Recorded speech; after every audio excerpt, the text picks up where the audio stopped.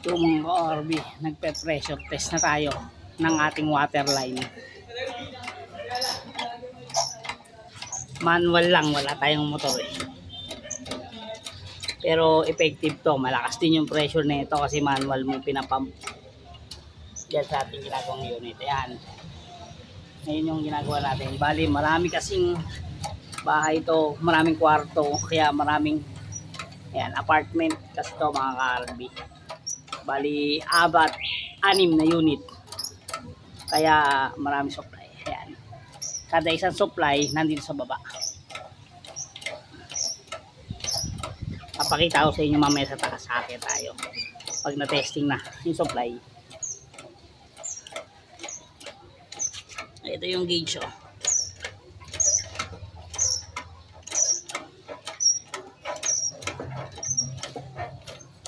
Kaya natin yan mamaya, makita natin. Dyan na, meron na. Sinarado mo na lahat. Wala may diferensya. Ha? Bakit?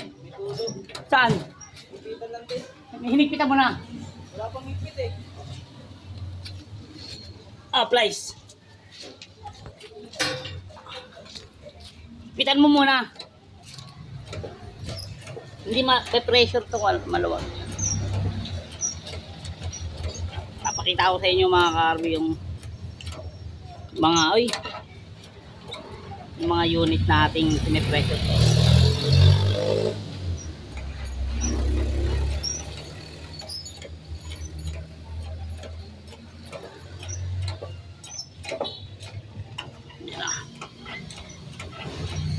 Kailangan mga 150 PSI, 150 pang building na yan. Pero kailangan mga 150 PSI para yung pressure. Para kahit maglagay sila ng tangke na may pressure tank, no problem. Malalaman natin kung may tulo.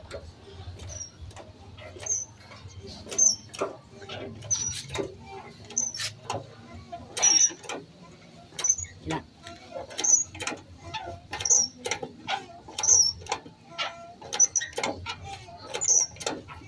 Yan lang, masikip na. Yan. Nasa 1 PSI. Ngayon pag bumaba yan, may mga tulo. Tingnan natin yung mga unit. Yung isa-isang unit kasi yan eh. Sa gitna na tayo, nakita nyo. Ayan, unit. Baybayin natin muna yung linya na dinaanan. Baka may tulo doon sa linya. Pero wala. Basta hindi bumaba, makikita nyo naman yun eh. Doon pa lang sa pressure gauge. Ito yung linya na yan. Ito yung mga linya na yan. Umakyat. Yun. Gusto kasi din ng may-ari naka-expose para kung sakaling may problema o magtatap sila, madali. Hindi yun nakatago. Tignan natin doon sa unit. Okay tayo. Oh, ayan o. Ayan yung ayan yun. Okay tayo.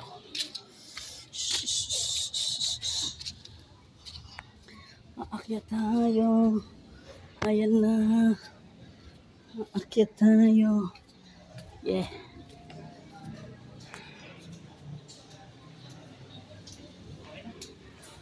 Wala nang tulo. Ito yun. Bali, ito yung pinipressure natin ng unit na to. Tinitesting natin yung pressure. Ayan. Dito may tulo eh. Pinatay mo na lahat. Nakapatay. Yan. Nakita niyo yung unit. Ito yung ginagawa natin project. Patapos na nagpe-pressure test na tayo. Pero na-test na namin yan bago kami nag-tiles. Bawat unit, na-hydro test mo na yan. Ngayon, yung tumakbo galing sa main line, yun yung tinitest namin. Pero ito okay na to lahat. Na-test na yan. Double test lang. Tapos, bubuksan mo. Isa, yung ano. Mamaya, dami yan ah. Titignan ko muna sa baba kung malaw.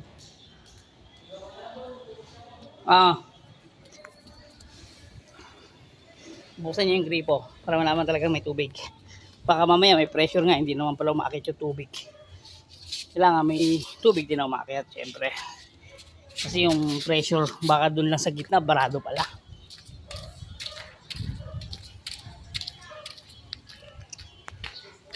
Oh ha.